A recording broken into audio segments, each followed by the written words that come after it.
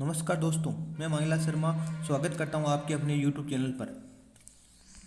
जैसा कि आप रीट की तैयारी कर रहे हैं और मैं उम्मीद करता हूं कि आपने प्रीवियस ईयर का पेपर देखा होगा। और प्रीवियस ईयर के पेपर में एक क्वेश्चन आया था कि कौन सा सिद्धांत सूचना प्रक्रमण उपागम का प्रतिनिधित्व करता है। और उस टाइम पास मॉडल का ऑप्शन नहीं था, उस टाइम ऑप्शन था रॉबर्ट स्टर्नबर्ग का त्रिचापीय सिद्धांत।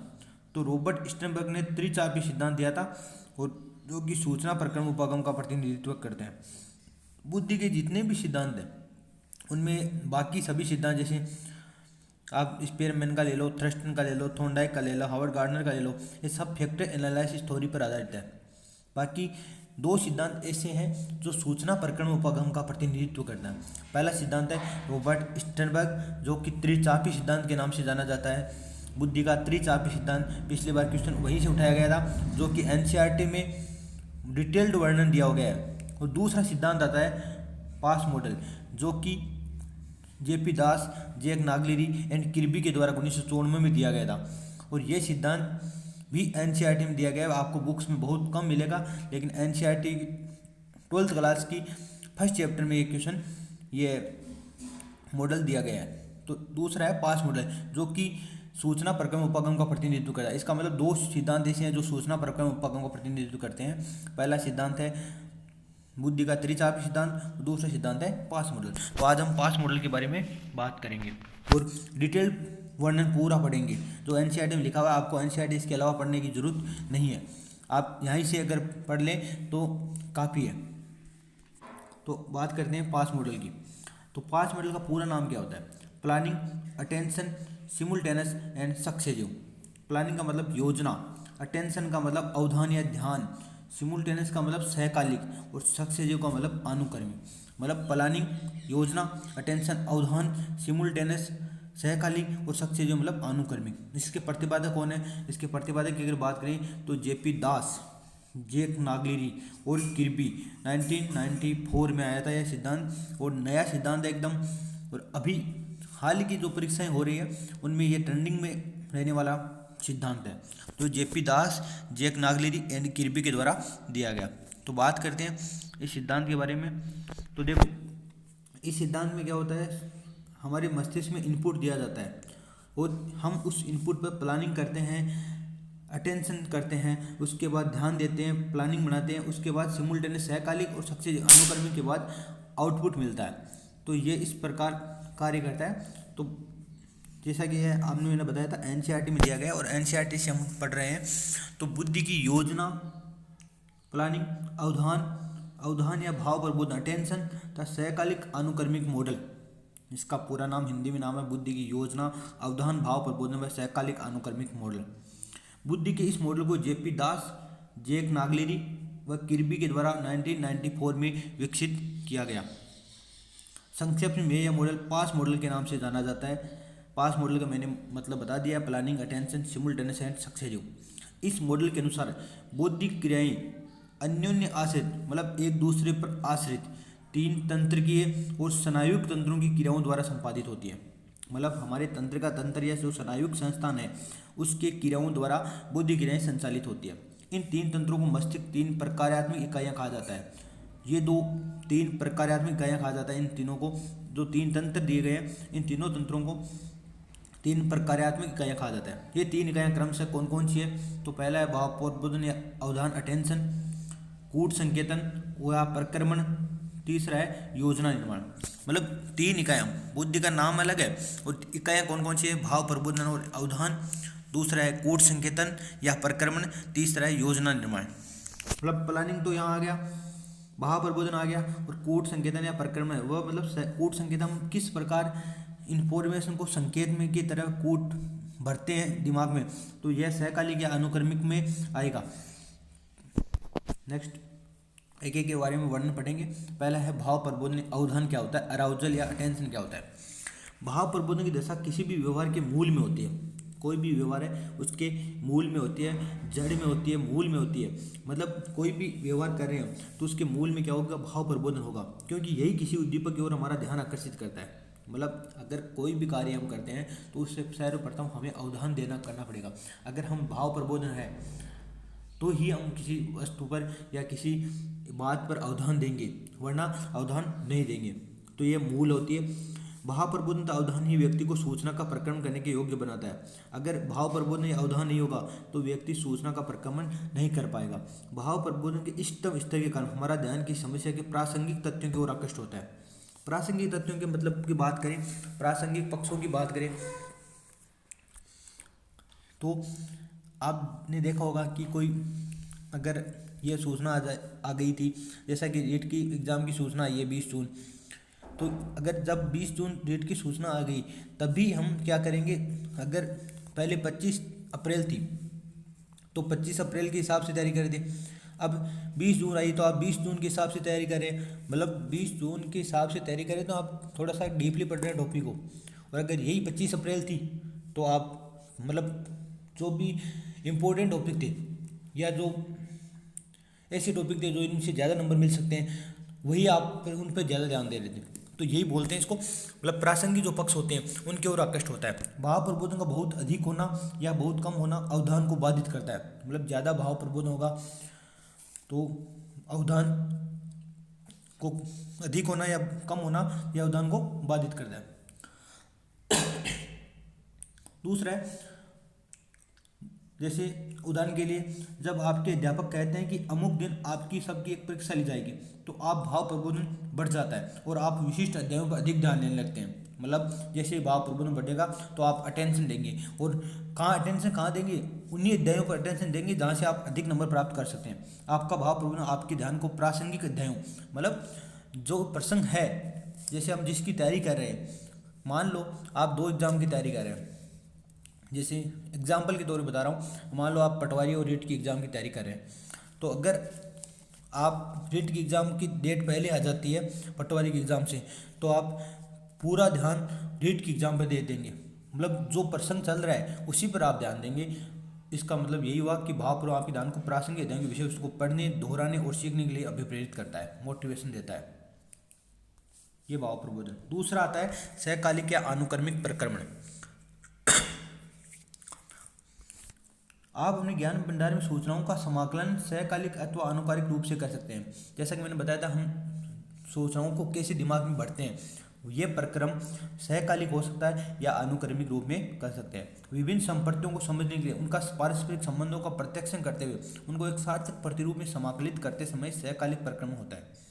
अगर विभिन्न संपत्तियों को समझने के लिए उनके अगर पारस्परिक संबंधों का प्रदर्शन करते हुए उनको एक सार्थक प्रतिरूप में समाकलित करते हैं, मतलब 2 अगर उद्दीपक एक जैसे हैं तो हम सहकालिक रूप से उनके सार्थक प्रतिरूप में समाकलित कर लेते हैं, तो ये सहकालिक प्रक्रमण कहलाता है। उदाहरण के लिए रेवेंस प्रोग्रेसिव मैट्रिसेज आरपीएम, आप जैसा कि आपने पढ़ा होगा, आरपीएम परीक्षण में परीक्षार्थी एक अपूर्ण अभिकल्प या डिजाइन दिखाया जाता है। में आरपीएम में क्या होता है, परीक्षार्थी को एक अपूर्ण अभिकल्प या डिजाइन दिखाया जाता है और उसे दिए गए 6 विकल्पों में से उस विकल्प को चुनना होता है जिससे अपूर्ण अभिकल्प पूरा हो सकता है। जैसे कि आप मैट्रिक्स बनी हुई थी, जैसा कि आपने रीजनिंग में आप पढ़ते हैं, वैसे एक मैट्रिक्स होती है और उस मैट्रिक्स में जो अपूर्ण विकल्प होता है उनमें 6 विकल्प दिए होते हैं, उनमें से एक विकल्प को चूज करना होता है। तो सहकालिक प्रक्रमण द्वारा दिए गए अमूर्त चित्रों के पारस्परिक संबंधों का अध्ययन किया जाता है। सेम रीजनिंग तरीका है जिसमें हम दूसरों में 2 में संबंध बना के तीसरे में संबंध बनाते हैं। तो अनुक्रमिक प्रक्रमण उस समय होता है जब सूचनाओं को एक के बाद एक क्रम से याद रखना हो। तो ये तो सहकालिक हो गया ऊपर वाला। तो सहकालिक में आप समझ गए होंगे, जैसा कि ये आकृति बनाई हुई ऐसी, इसके बाद आपको अगर नेक्स्ट आकृति ऐसे दे दी, उसके बाद नेक्स्ट आकृति ऐसे दे दी और आगे एक डब्बा ऐसे, तो अगर आपको चूज करना है तो आपको पता है ये 90 डिग्री से राउंड हो रहा है, तो आप नेक्स्ट आकृति ये करेंगे। तो ये हो गया सहकालिक। अगर हमने इन दोनों में संबंध बिठा लिया, दोनों में संबंध बिठा लिया, तो हम इसके जो आंसर चूज करेंगे उसमें यही संबंध वापस से सहकालिक रूप से प्राप्त करेंगे। इसके बाद आता है अनुक्रमिक प्रक्रमण। अनुक्रमिक प्रक्रमण उस समय होता है जब सूचनाओं को एक के बाद एक क्रम से याद करते हैं ताकि एक सूचना का पुनर्स्मरण उसे ही अपने बाद वाली सूचना का पुनर्स्मरण करा देता है। जैसे गिनती सीखना, आप 2 बोलेंगे तो अगला संख्या आपको पता है 3 आएगी, 4 बोलेंगे तो 5 आएगी, 21 बोलेंगे तो 22 आएगी, 98 बोलेंगे तो 99 आएगी। वर्णमाला सीख रहे हैं, जैसे एम के बाद एन आता है, आपको सबको पता है, ये कर्म से सीखे जाते हैं। गुणन सारणियों को सीखना आदि अनुक्रमिक प्रक्रम के उदाहरण हैं। तो आप समझ गए होंगे अनुक्रमिक प्रक्रम क्या है। अगर हम एक के बाद एक सूचनाओं को याद करते हैं, जैसे कुछ सूचनाएं ऐसी होती है जिनको हम ऐसे ट्रिक बना लेते हैं या ऐसे एक दूसरे को जोड़ के याद करते हैं, तो हमें जल्दी से याद होती है। अगर कुछ चीज़ों को अगर क्रम याद करना हो तो भी हम इस प्रकार अनुक्रमिक रूप से सूचनाओं को कूट संकेतन करते हैं। तीसरा आता है योजना, प्लानिंग। योजना बुद्धि का एक आवश्यक अभिलक्षण है, एक आवश्यक अभिलक्षण है योजना। जब किसी सूचना की प्राप्ति और उसके पश्चात उसका प्रक्रमण हो जाता है। देखो, पहले सूचना की प्राप्ति हुई, भाव प्रबोधन हुआ, अवधान दिया, तो सूचना की हमें प्राप्ति होगी। उसके बाद उसका प्रक्रमण किया, प्रक्रमण दो रूप से किया, सहकालिक और अनुक्रमिक। तो योजना सक्रिय हो जाती है। दिमाग में अगर सूचना प्राप्ति होगी, उसका प्रक्रमण हो गया, तो योजना सक्रिय होगी। योजना की अगर हम क्रियाओं के समस्त संभावित विकल्पों के बारे में सोचने लगते हैं, लक्ष्य की प्राप्ति हेतु योजना को कार्यान्वित करते हैं, तब कार्यान्वयन से उत्पन्न परिणामों को प्रभावितता का मूल्यांकन करते हैं। यदि कोई इष्ट फलदायक नहीं होती तो हम कार्य स्थिति की मांग के अनुरूप उसमें संशोधन करते हैं। जैसे कोई हम प्लानिंग बनाते हैं, इसमें उदाहरण दिया है। उदाहरण के लिए, यदि आपके जब आपकी परीक्षा लेने वाले हैं तो आपको इस योजना बनाते हुए लक्ष्य निर्धारित करना होगा कि आप पढ़ने के लिए एक समय सारणी बना देते हैं। अध्ययन में कोई समस्या आने पर उसका स्पष्टीकरण अध्यापक से, या अध्याय में कोई समस्या आने पर उसका स्पष्टीकरण कराते हैं। फिर यदि आपको परीक्षा के लिए नियत अध्याय को समझने में करना आती है तो आप अन्य मार्ग खोजने लगते हैं। संभव कि आप अपने अध्ययन को समय बढ़ाकर या किसी मित्र के साथ अध्ययन करके अपने लक्ष्य को पाने का प्रयास करते हैं। तो आप जैसे समझ सकते हैं, आप जेट की तैयारी कर रहे हैं, तो जैसा ही आपको पहले भाव प्रबोधन हुआ, तीनों स्टेप समझा रहा हूँ। पहले आपको पास भाव प्रबोधन हुआ और अवधान, आपने भाव प्रबोधन हुआ, आपके मतलब की रेट की वैकेंसी आ गई, तो आपने तैयारी करनी शुरू की और आपने ध्यान दिया बुक्स में या कोचिंग में ध्यान देना शुरू किया कि रेट पर, तो अवधान दिया। उसके बाद क्या, आपने जो भी सूचनाएं एकत्रित किया वो सहकालिक रूप से या अनुक्रमिक रूप से आपने सूचनाएं एकत्रित की। अब क्या होगा, अब आप योजना बनाएंगे। तो उस योजना में क्या है, अगर आपको किसी चीज़ में या किसी टॉपिक में दिक्कत आ रही है तो आप यूट्यूब का सहारा लेंगे या किसी ऑफलाइन या ऑनलाइन कोचिंग का सहारा लेंगे। तो ये क्या आपकी योजना है। और आप एक समय सारणी बनाएंगे कि हम इस समय सारणी से पढ़ेंगे, तो ये भी एक योजना है। उस योजना, अगर आप समय सारणी बना रहे हैं और वो समय सारणी आपको संतुष्ट नहीं कर पा रही है, आप उतना नहीं पढ़ पा रहे हैं, तो हम क्या करेंगे, उस समय सारणी में परिवर्तन कर रहे हैं। जैसा कि अमूमन देखने को मिलता है कि साइकोलॉजी को सब्जेक्ट को सुबह के टाइम पढ़ना चाहिए, बाकी सब्जेक्ट को थोड़ा बाद में पढ़ सकते हैं, लेकिन साइकोलॉजी एक ऐसा सब्जेक्ट है जिसमें पॉजिटिविटी और सुबह के समय पॉजिटिविटी ज़्यादा रहती है, तो सुबह के समय साइकोलॉजी को पढ़ना चाहिए। तो ये आप समय सारणी बनाते हैं, योजना बनाते हैं, तो ये क्या होगा, ये योजना हो गई। इसके बाद नेक्स्ट, उपयुक्त तीनों पास प्रक्रियाएं औपचारिक रूप से पढ़ने, लिखने और प्रयोग करने अथवा पर्यावरण से अनौपचारिक रूप से संकलित ज्ञान के भंडार पर कार्य करती हैं। इन प्रक्रियाओं का स्वरूप अंतःक्रियात्मक तथा गतिशील होता है, मतलब ये अंतःक्रियात्मक होती है और गतिशील होती है। इनके बावजूद इनमें अपने स्वतंत्र अस्तित्व तथा विशिष्ट प्रकार होते हैं, मतलब हर योजना का अपना विशिष्ट प्रकार, अपना कार्य होता है। दास तथा नागेल ने एक परीक्षामाला भी विकसित की जिसे संज्ञानात्मक मूल्यांकन प्रणाली के नाम से जाना जाता है। अभी कुछ दिनों पहले की बात है, मैंने एक कम्युनिटी टैब में पोस्ट डाली थी, एक क्वेश्चन डाला था, उसमें संज्ञानात्मक मूल्यांकन प्रणाली किसने दी। तो अब संज्ञानात्मक का नाम आते ही सभी का एक ही दिमाग जाता है, जीन प्याजे। और आप ये गलती ना करें, दास और नागलेरी ने संज्ञानात्मक मूल्यांकन प्रणाली दी है, कॉग्निटिव असेसमेंट सिस्टम दिया था। और याद रखना, दास और नागलेरी के द्वारा दिया गया है, यह नहीं कि आप संज्ञानात्मक आते ही जीन प्याजे कर लो। विद्यालय शिक्षा से अप्रभावित मूल संज्ञानात्मक प्रक्रियाओं मापन के लिए इस परीक्षामाला में वाचिक और अवाचिक, मतलब वाचिक का मतलब शाब्दिक, अवाचिक का मतलब अशाब्दिक, दोनों प्रकार के करते रखे गए। यह परीक्षामाला 5 से 18 वर्ष के बालकों के लिए है। संज्ञानात्मक प्रक्रियाओं का मापन कर सकती है, ये मतलब दिमाग की जो संज्ञानात्मक प्रक्रियाओं की बात करें तो कल्पना, चिंतन, तर्क शक्ति, इनका मापन करती है। संज्ञान मापन से प्राप्त परिणामों का उपयोग बच्चों में संज्ञानात्मक न्यूनता व उनकी अधिगम संबंधी कठिनाइयों को दूर करने में किया जाता है। मतलब इससे मापन करके आप संज्ञानात्मक जो न्यूनता है उसका पता लगा सकते हैं और इन अधिगम संबंधी कठिनाइयों को उपचारात्मक शिक्षण के द्वारा दूर किया जा सकता है। अब लास्ट बात, इंपॉर्टेंट बात है कि यह मॉडल बुद्धि के सूचना प्रक्रम उपागम का प्रतिनिधित्व करता है। और यही पिछली बार हुआ था रीट 2018 में, यही लाइन लिखी हुई थी उसमें, बुद्धि का त्रिचापी सिद्धांत। त्रिचापीय सिद्धांत। तो उस बुद्धि का त्रिचापीय सिद्धांत, ये दोनों सिद्धांत ऐसे हैं जो सूचना प्रगम उपागम का प्रतिनिधित्व करता है। तो याद रखना, रॉबर्ट स्टर्नबर्ग का बुद्धि का त्रिचापीय सिद्धांत और एक पास मॉडल दोनों सूचना प्रगम उपागम का प्रतिनिधित्व करते हैं।